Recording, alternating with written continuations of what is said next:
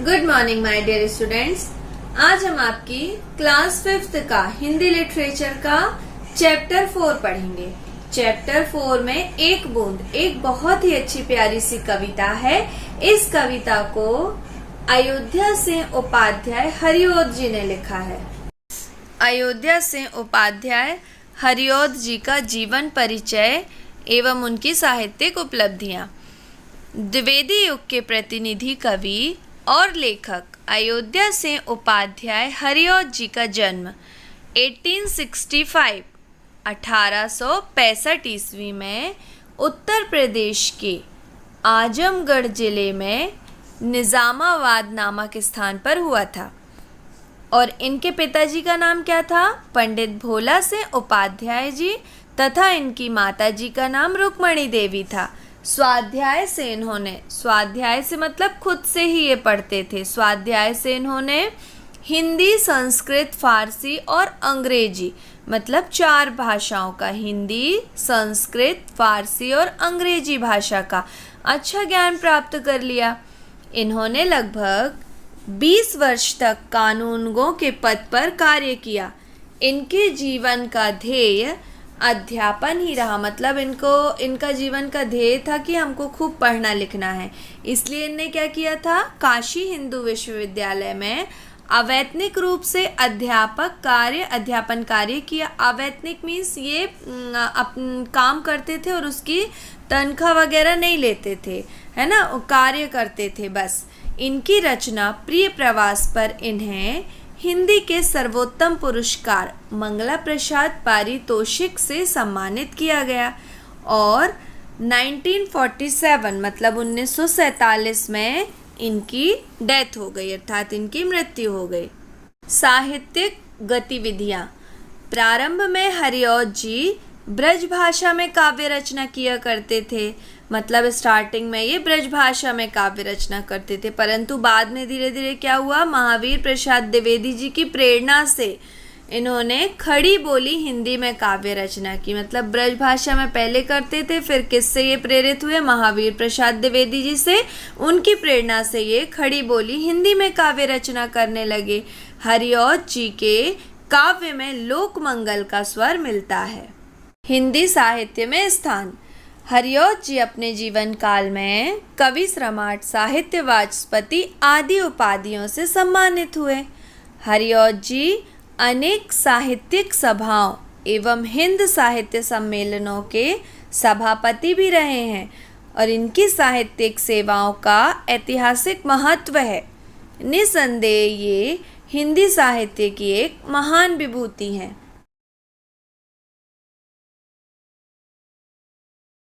ज्यों निकल कर बादलों की गोद से थी अभी एक बूंद कुछ आगे बढ़ी, सोचने फिर यही मन में लगी, आह क्यों घर छोड़ कर मैं यूं कढ़ी। इस कविता में यह बताया गया है, कवि क्या बता रहे हैं हमको कि शंकाओं को, मतलब जितने भी प्रकार की शंकाएं होती हैं ना, भ्रम होते हैं हमारे मन में, उन सबको हमको अपने मन से निकाल देना चाहिए। और जब हम इन भ्रम को, शंकाओं को अपने मन से निकाल देते हैं और जीवन के पथ पर सकारात्मक सोच मतलब पॉजिटिव थिंकिंग के साथ जब हम आगे बढ़ते हैं, तो ऐसा करने से हमको सफलता अवश्य मिलती है। हम जो करना चाहते हैं वो हम अवश्य कर पाते हैं। तो इसमें कवि ने इस माध्यम से एक बहुत ही अच्छी एक बूंद कविता लिखी है, जिसमें वो एक बूंद के माध्यम से हमको ये चीज़ समझा रहे हैं। वो कह रहे हैं कि जब एक बूंद बादलों से निकलती है, मतलब ज्यों निकल कर बादलों की गोद से, मतलब बूंद जो ऊपर से आती है वो बादलों की गोद से ही आती है। और जब वो बादलों की गोद से निकलती है, परंतु जैसे ही वो धरती की ओर बढ़ती है, मतलब ऊपर से वो निकलेगी बादलों की गोद से और धरती की ओर जाएगी, तो जब वो धरती की ओर बढ़ती है तो उसके मन में बहुत सी शंकाएं आ जाती हैं। शंकाएं मतलब वो सोच में पड़ जाती है कि घर से तो निकल पड़ी हूँ, पता नहीं अब आगे क्या होगा, और वो डर जाती है और सोचने लगती है कि घर छोड़कर मैं बाहर क्यों निकली।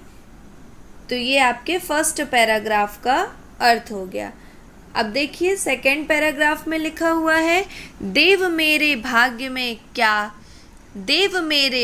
में है क्या बदा, मैं बचूंगी या मिलूंगी धूल में, या जलूंगी गिर अंगारे पर किसी, चूं पड़ूंगी या कमल के फूल में।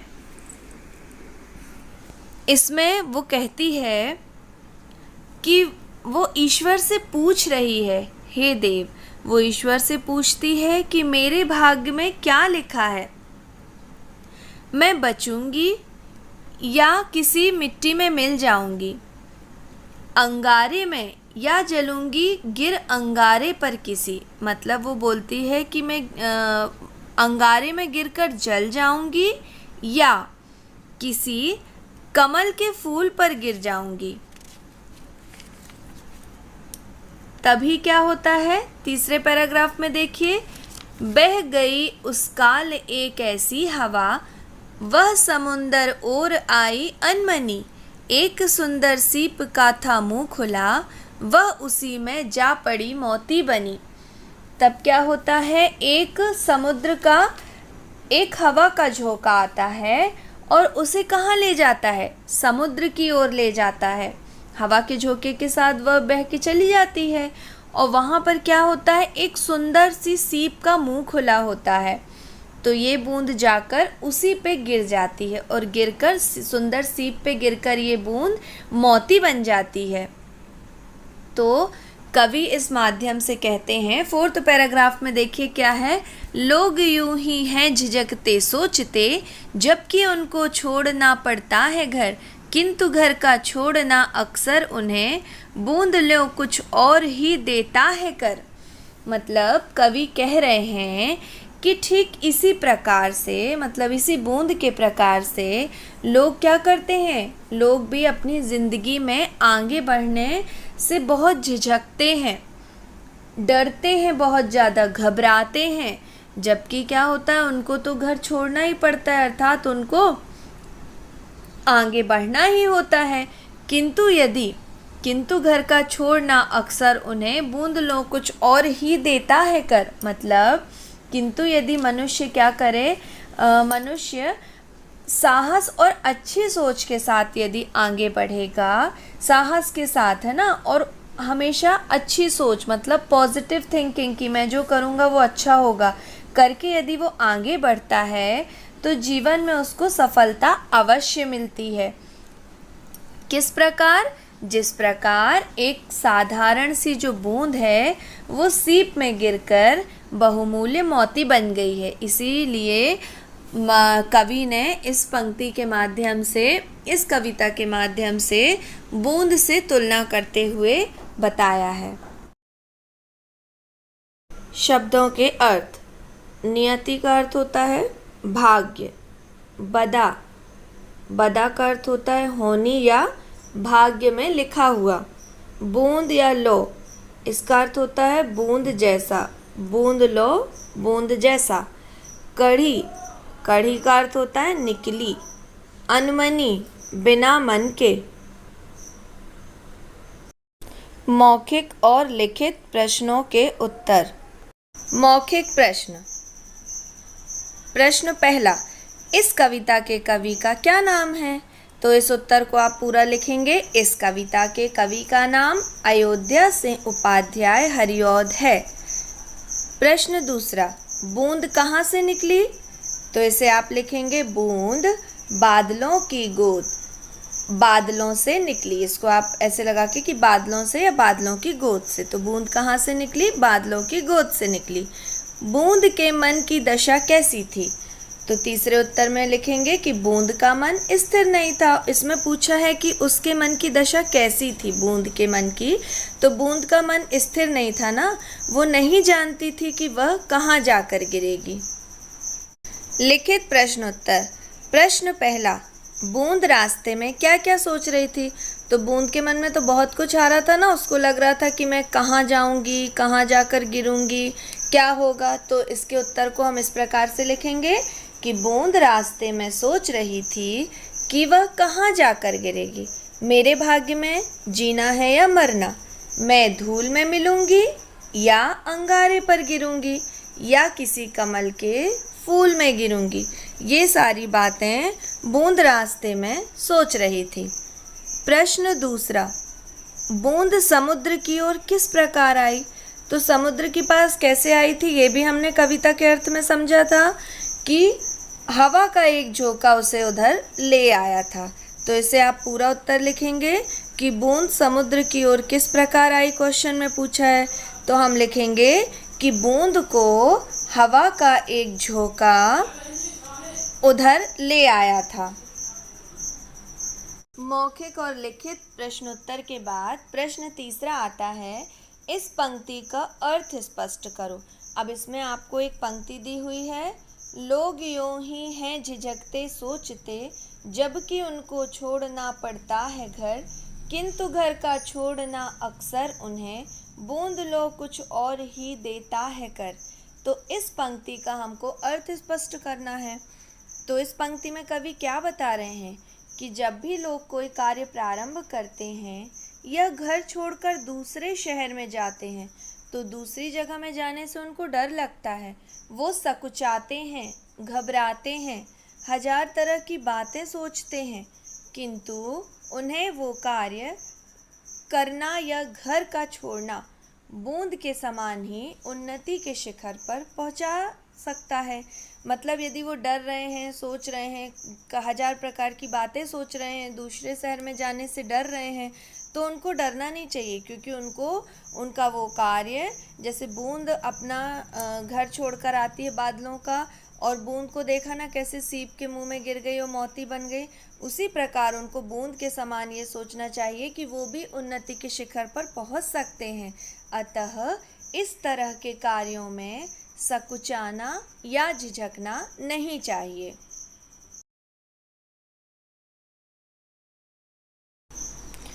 भाषा बोध, इसका फर्स्ट क्वेश्चन है, जिन शब्दों का अर्थ समान होता है उन्हें पर्यायवाची शब्द कहते हैं। तो इसमें हमको, इस क्वेश्चन में हमको पर्यायवाची शब्द लिखने हैं। कुछ हमको शब्द दिए हुए हैं, ये शब्द आपकी इस कविता में आए हुए हैं। तो सबसे पहले इनने हमको पर्यायवाची शब्द की डेफिनेशन, परिभाषा बता दी। तो ये परिभाषा तो सभी को पता है कि पर्यायवाची शब्द क्या कहलाते हैं। मतलब ऐसे शब्द जिन शब्दों का अर्थ समान होता है ना। मतलब जिन शब्दों का समान अर्थ होगा उन्हें हम पर्यायवाची शब्द कहेंगे। मतलब शब्द अलग अलग होंगे लेकिन उन सब अलग अलग शब्दों का अर्थ एक समान होता है। जैसे देखिए एग्जाम्पल में दिया है जल, पानी, नीर आदि। अब आप देख रहे होंगे ना, ये सारे शब्द अलग अलग हैं लेकिन इन सभी शब्दों का अर्थ एक सा होता है।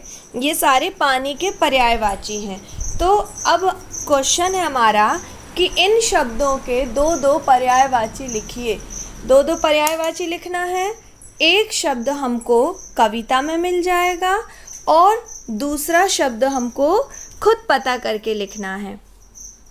तो देखिए फर्स्ट है मेघ। मेघ आप सब जानते हैं ना क्या होता है, आपकी इस कविता में भी आया हुआ है मेघ। तो मेघ किसके लिए यूज़ होता है? मेघ का अर्थ होता है बादल। इसे हम घन भी कहते हैं। मतलब मेघ, बादल, घन तीनों अलग अलग शब्द हैं लेकिन तीनों शब्दों का अर्थ एक ही होता है। इसी प्रकार सेकंड है पवन। पवन आप जानते हैं किसे कहते हैं? हवा को पवन कहते हैं। और समीर मतलब भी होता है पवन, अर्थात पवन, हवा, समीर एक दूसरे के पर्यायवाची शब्द हैं। तीसरा शब्द है सागर। सागर जानते हैं क्या होता है? सागर होता है समुद्र और इसका एक और अर्थ होता है सिंधु, है ना। एक और शब्द होता है सिंधु, अर्थात सागर, समुद्र, सिंधु एक दूसरे के पर्यायवाची शब्द हुए। चौथा है पंकज। पंकज किसे कहते हैं? कमल का जो लोटस होता है ना, कमल, उसे पंकज भी कहते हैं, पद्म भी कहते हैं। अर्थात पंकज, कमल, पद्म ये एक दूसरे के पर्यायवाची शब्द हुए। फिफ्थ है ग्रह। ग्रह आपको पता है ग्रह क्या होता है, हमारा जो घर होता है उसे हम ग्रह भी कहते हैं, आवास भी कहते हैं। अर्थात ग्रह, घर, आवास एक दूसरे के पर्यायवाची शब्द हुए। पुष्प, पुष्प किसे कहते हैं? फूल को पुष्प कहते हैं, सुमन भी कहते हैं। तो फूल, पुष्प, सुमन ये एक दूसरे के पर्यायवाची शब्द हैं। इसके बाद 7th आता है किस्मत। किस्मत किसको कहते हैं? हम अपने भाग्य को, अपने नसीब को। तो ये अलग अलग शब्द हो गए, किस्मत, भाग्य, नसीब। लेकिन इन सब अलग अलग शब्दों का अर्थ कैसा होता है? समान होता है। अर्थात ये एक दूसरे के पर्यायवाची शब्द कहलाते हैं।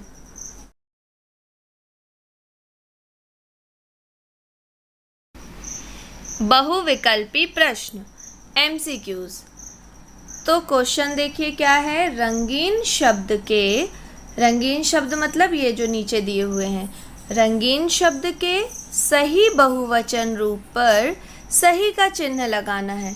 मतलब एक शब्द दिया है, उसका हमको बहुवचन देखना है कि सही बहुवचन क्या होगा।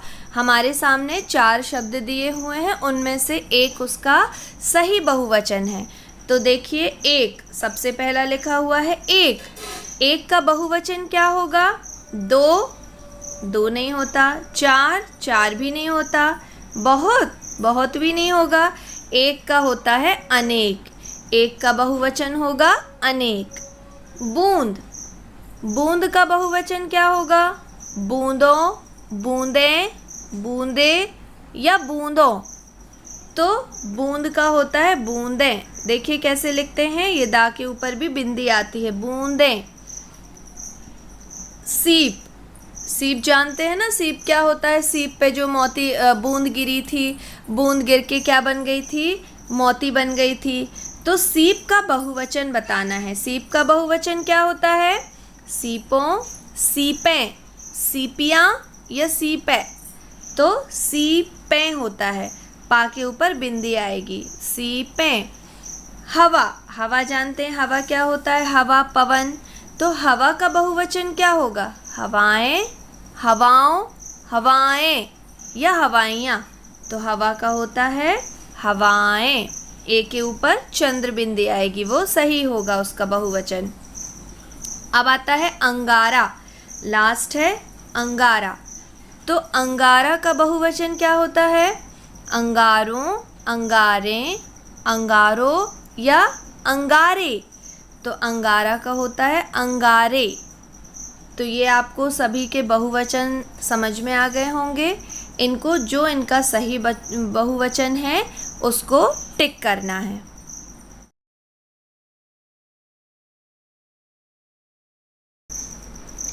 ये जो हमने एक बूंद पाठ पढ़ा, जो अयोध्या से उपाध्याय हरिओद जी के द्वारा लिखा हुआ है, इसमें कवि ने बूंद को लेकर एक बहुत ही अच्छी हमको बात बताई है कि वर्षा की बूंद जैसे मन में जब आती है तो बहुत प्रकार की शंकाएं उसके मन में उठती रहती हैं। वो अब सोचती रहती है कि मेरे भाग्य में क्या लिखा है। उसको यात्रा पर अपने पश्चाताप भी होता है, लेकिन जब हवा के अचानक बहने से वो सीप के मुंह में गिर जाती है और गिरकर मोती बन जाती है, तब उसको अपनी यात्रा करने से लाभ होता है। इसीलिए कवि ने बताया है कि हमें यात्रा से घबराना नहीं चाहिए और घर से बाहर निकले बिना सफलता संभव नहीं है। तो ये कहानी का, कविता का जो संदेश हमको कवि ने दिया है, इससे हमको मिलता है, क्या सीखने मिल रहा है इस कविता से? कि हमको अपने जीवन के लक्ष्य की प्राप्ति हेतु हमेशा अग्रसर होना चाहिए, मतलब हमेशा आगे बढ़ते रहना चाहिए। और कितना भी कठिन काम हो, कितना भी परिश्रम हो, उस परिश्रम से हमको घबराना नहीं चाहिए। और हम जब अपने पथ पर आगे बढ़ रहे हैं तो हमारे पथ पर, हमारे रास्ते में आने वाली जो भी कठिनाइयां हैं उनका हमको डटकर सामना करना चाहिए और घबराना नहीं चाहिए।